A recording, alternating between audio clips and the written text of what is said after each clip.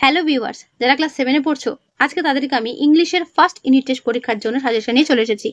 আজকে তোমাদের বলে দেবো ইংলিশে কোন কোন জায়গাগুলো ভালো করে দেখলে বা পড়লে অনায়াসে তোমার পরীক্ষাতে 30-এ 30 পাবে, প্রথম পরীক্ষাতে। ঠিক আছে, তাই আমি যেগুলো বলবো ভালো করে দেখবে এবং ভালো করে করবে, প্রত্যেকেরই লাভ হবে। তো চলো শুরু করছি। তোমাদের দেখবে পরীক্ষাতে রয়েছে lesson 1, lesson 2, lesson 1, lesson 2, lesson 3, lesson 4। এই 4টে সিলেবাস তোমাদের কিন্তু রয়েছে। কিন্তু একটা জিনিস মাথায় রাখো, তো তোমরা কেউ কিন্তু রিভিশন লেসনটা ফলো করো না। রিভিশন লেসন ফলো না করলে কিন্তু অনেক গ্রামার তোমরা অ্যান্সার করতে পারবে না। তাই আমি যেগুলো বলবো সেগুলো মন দিয়ে করবে। ঠিক আছে, দেখে না অ্যাক্টিভিটি 2 কি করতে বলেছে এখানে। Join the following sentences with and or but. And or but দিয়ে সেন্টেন্সগুলোকে যুক্ত করতে হবে। তাই এটা কিন্তু ভালো করে দেখবে, তোমাদের পরীক্ষার জন্য ইম্পর্টেন্ট। অ্যাক্টিভিটি 4 এরটা করবে। ঠিক আছে, হ্যাভ হ্যাজ কোথায় কোথায় বসাতে হয় এগুলো কিন্তু পরীক্ষার জন্য আমি বলছি, আবারও বলছি যে বা যারা দেখছো তা কিন্তু মানে ভালো করে এগুলো কিন্তু করে যাবে। ঠিক আছে, suitable article and preposition activity 5 এটাও দেখবে। অ্যাক্টিভিটি 16-এ একটা রাইটিং আছে, short story, crow looking for water, অর্থাৎ তৃষ্ণার্ত কাক। বুঝতে পেরেছো গল্পটা? ছোটবেলায় প্রত্যেকে কম বেশি পড়েছো। এইটা নিয়ে তোমাদের একটা ছোট গল্প লিখতে হবে। এটা কিন্তু তোমাদের মানে পরীক্ষার জন্য ইম্পর্টেন্ট। এটা ভালো করে প্রত্যেকে করবে। ঠিক আছে, শর্ট স্টোরি, থার্স্টি ক্রো। আচ্ছা, নাউনটা একবার দেখে নিও। Common noun, proper noun, material noun, abstract noun and collective noun. নাউনের যে 5টা ভাগ, এই 5টা ভাগগুলো ডেফিনিশন সহ একটু দেখে নিও এটা। ঠিক আছে, এরপর চলে আসো lesson 1, the book of nature, writer Jawaharlal Nehru. ঠিক আছে, এই গল্পটা কোথা থেকে না হয়েছে সেই জায়গাটা ভালো করে পড়বে। এখান থেকে কোশ্চেন আসতে পারে। প্যাসেজ জন্য যে জায়গায় তোমাদের প্যাসেজ দেয়, যেটা তোমাদের বলার ছিল, তোমাদের পরীক্ষাতে কিন্তু প্যাসেজ দেবে তুলে, যেটা তোমাদের লেসনে রয়েছে। সেখান থেকে দেখে দেখে ট্রু ফলস নতুবা কোয়েশ্চেন আনসার এগুলো কিন্তু করতে হয়। তোমরা 6-এ করেছো, তাই চিন্তার কোনো কারণ নেই। যেগুলো আমি বলছি সেগুলো মন দিয়ে পড়ে যাও, কিন্তু এর মধ্যেই কমন পেয়ে যাবে। ঠিক আছে, তো দেখো প্রথমে রয়েছে হোয়েন থেকে। হোয়েন থেকে শুরু করবে এবং হ্যাভ বিন বর্ন পর্যন্ত একটা প্যাসেজ হবে, মানে এই পর্যন্ত একটা প্যাসেজ হতে পারে। এটা ভালো করে পড়ে নেবে, এখান থেকে কোয়েশ্চেন দিতে পারে। ঠিক আছে, তার ঠিক পরের পাতা ইউ নো থেকে একদম নিচে হ্যাভ বিন শো পর্যন্ত একটা প্যাসেজ হবে। ঠিক আছে, ভালো করে পড়বে। এগুলো ভালো করে রিডিং পড়বে, যাতে করে এখান থেকে যত প্রশ্ন ঘুরিয়ে পেঁচিয়ে আসুক না কেন তোমাদের অন্তত উত্তর দিয়ে আসতে পারো। বুঝতে পারলে? অ্যাক্টিভিটি 1-এর এই শর্ট কোয়েশ্চেন গুলো, অর্থাৎ মাল্টিপল চয়েস কোয়েশ্চেন গুলো দেখবে। অ্যাক্টিভিটি 14B পাতা নম্বর 16 একটা চিঠি রয়েছে। বন্ধুকে চিঠি, কিসের বিষয়ে? না একটা শর্ট ট্যুর, ছোট কোথাও ঘুরতে গেছো সেটা মানে সেটার বিষয়ে বন্ধুকে চিঠি। এটা করবে। ঠিক আছে, ইম্পর্টেন্ট। এরপর চলে listen to the riddle. Riddle থেকে তোমাদের কিন্তু বেশিরভাগ কোয়েশ্চেন তুলে দেওয়ার সম্ভাবনা রয়েছে, তাই ভালো করে দেখবে এটা। এটা করবে the king of the kings থেকে একদম চলে এসো নিচে অন দ্য প্ল্যানেট, এই পর্যন্ত একটা প্যাসেজ হবে, করবে।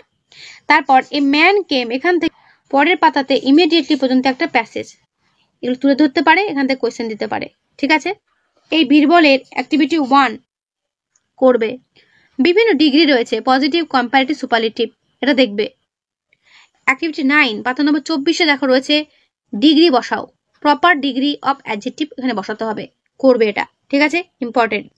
অ্যাক্টিভিটি 10-এ দেখো রয়েছে পাতা নম্বর 25-এ present continuous tense or past continuous tense, করবে। অ্যাক্টিভিটি 12-এ দেখো রয়েছে একটা কাক একটা মাংসের টুকরো পেয়েছে এবং সেটা নিয়ে গাছে এসে রয়েছে। একটা ক্লেভার ফক্স সেটা দেখতে পেয়েছে এবং সেটা চিন্তা করছে সেটা কি করে খাওয়া যায়। তো এটাও তোমরা বুঝতে পারছো, ষষ্ঠের জন্য এটাও করবে। দেখো দুটো ষষ্ঠী পেলে, একটা শাস্তি ক্রো পেলে, একটা পেলে কাকের যে মাংস টুকরো নিয়ে যাওয়ার ব্যাপারটা, the crow and the fox হতেই পারে। এই সমস্ত ছোট গল্পতে কি থাকে, একটা টাইটেল দিতে হয়, একটা হেডিং দিতে হয়। ঠিক আছে, তো টাইটেলটা দিয়ে মানে গল্পটা শুরু করতে হয়। ঠিক আছে, তাই এই দুটো কিন্তু ভালো করে দেখবে। এরপর চলে আসো উই আর 7, উইলিয়াম ওয়ার্ডসওয়ার্থ। এই উই আর 7 যেটা তোমাদের গল্প রয়েছে, ফার্স্ট পাতাতে যেটুকু রয়েছে এটাই ভালো করে মুখস্থ করে নেবে। যদি পারো ভালো করে মুখস্থ করো। ঠিক আছে, আর যে ব্লু কালার ওয়ার্ড গুলো রয়েছে এগুলোর মিনিংটা একবার দেখে নিও। ওকে, এই লেসনের অ্যাক্টিভিটি 1টা পুরোটাই করবে এবং অ্যাক্টিভিটি 4-এর কোয়েশ্চেন আনসার গুলো দেখে যাবে। অ্যাক্টিভিটি 6-এ রয়েছে হোমোফোনস, অর্থাৎ একই উচ্চারণ মানেটা আলাদা, বোঝা গেল? এগুলো দেখবে। এবার lesson 4, the beauty and the beast. বেশিরভাগ স্কুলে 80% স্কুলে কিন্তু এই the beauty and the beast থেকে কিন্তু কোয়েশ্চেন তৈরি করছে, অর্থাৎ ইংলিশে কোয়েশ্চেন দেবে বেশিরভাগ স্কুলে। তো এই গল্পটা তোমাদের আমি সাজেস্ট করব পুরোটাই ভালো করে রিভিশন করে নিতে একবার। ঠিক আছে, এই বিউটি অ্যান্ড দ্য বিস্টটা এখানে বাদ দেওয়ার মতো কিছুই নেই, গল্পটা খুব ভালো একটা গল্প।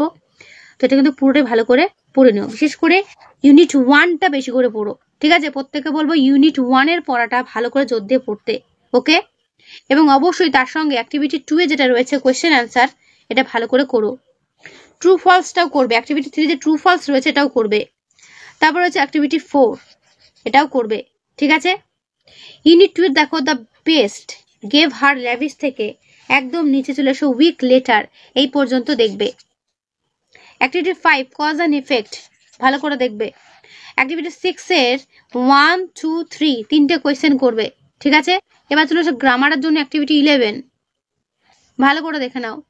পার্টিসিপেল অ্যাডজেক্টিভ বসাতে হবে, করবে, অর্থাৎ সেগুলোকে মানে পার্টিসিপেল অ্যাডজেক্টিভের নিচে আন্ডারলাইন করতে হবে, ঠিক আছে।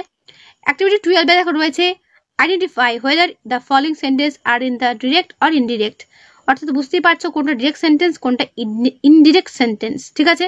তাই এটা ভালো করে দেখবে, ওকে। আর রাইটিং অ্যাক্টিভিটি 30 এ এটাও করবে। You have just finished reading a beautiful story, একটা গল্প জাস্ট ফিনিশ করেছো। Write a story in about 70 words with the help of the points given below, পয়েন্টগুলো নিয়ে একটা গল্প লিখতে হবে। Give a title of your story, একটা টাইটেল তোমাকে দিতে হবে, ঠিক আছে। Merchant going home through forest, একটা মার্চেন্ট একটা বনের মধ্যে যাচ্ছিল। Has bag full of money, এক ব্যাগ টাকা নিয়ে। রেনফল গেটস ওয়েট, বৃষ্টিতে সে ভিজে গেছে। Curse the rain, a robber comes, একদল দস্যু এসেছে। মানে গল্পটা বুঝতেই পারছো, এটা ভালো করে পয়েন্ট ধরে ধরে কি করতে হবে, লিখতে হবে, বোঝা গেল। তো মানে লেসন 4 পর্যন্ত যেগুলো তোমাদের আমি দেখালাম এগুলো প্রত্যেকটা ভালো করে দেখবে, কমন পেয়ে যাবে, এর মধ্যেই আসবে, ঠিক আছে। আর তোমাদের যেটা রইলো সেটা হচ্ছে আনসিন, অর্থাৎ অজানা একটা প্যাসেজ, সেইটি নিয়ে তোমাদের মনে হয়তো প্রশ্ন থাকতে পারে। আমি তোমাদের একটা জিনিস বলে দিই, সেটা তখন পরীক্ষার হলে তো পড়ে মানে করা তো সম্ভব না। তোমাদের যে কোশ্চেনগুলো দেওয়া থাকবে সেই কোশ্চেনের লাইনগুলো তোমরা শুধু ওই প্যাসেজের মধ্যে খুঁজবে, আনসিনের গুলোর মধ্যে। যে লাইনটা ম্যাচ পাবে সেই লাইনটা পুরোটাই বসিয়ে দেবে। যারা ইংলিশে ভয় পাচ্ছ তাদেরকে আমি বলছি, যারা ইংলিশ পুরোপুরি বুঝতে পারো বা লিখতেও পারো তাদের তো কোনো ব্যাপার না, তারা গুছিয়ে লিখবে।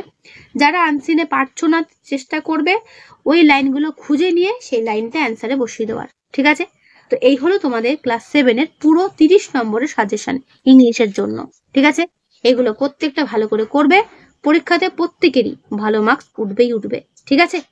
তো তোমাদের গ্রামার থেকে সহ করে রাইটিং থেকে সহ করে আমি প্রত্যেকটা কিন্তু তোমাদের দেখিয়ে দিলাম। আর হ্যাঁ, অনেকে হয়তো ভাবছো যে ম্যাম রাইটিং সাজেশন কি দিল, তোমাদের এবার কিন্তু বই থেকেই বেশিরভাগ রাইটিং গুলো আসবে। আমি যেগুলো বললাম সেগুলো ভালো করে দেখে যেও, মানে পরীক্ষাতে কমন পাবে, দুটো রাইটিং আসবে, দুটো, ঠিক আছে। 30-এর মধ্যে পরীক্ষা হবে ঠিকই, বাট দুটো রাইটিং আসবে, সেই দুটো রাইটিং এর মধ্যেই পেয়ে যাবে। আর তোমাদের কি থাকবে, গ্রামার আমি যেগুলো বললাম সেগুলো দেখে যাও, রিভিশন যেগুলো বললাম সেগুলো দেখে যাও, ওকে। তো আজকে ভিডিওটা আমি এখানে শেষ করছি, কেমন লাগলো অবশ্যই কমেন্টে জানিও। আর হ্যাঁ, ভালো লাগলে বন্ধুদের কাছে শেয়ার করে দিও, যত পারো বন্ধুদের কাছে শেয়ার করে দিও। তো আজকে এখানেই দেখা হবে নেক্সট ভিডিওতে, ভালো থেকো সবাই। আর হ্যাঁ, প্রত্যেকে ভালো করে পড়ো, ঠিক আছে।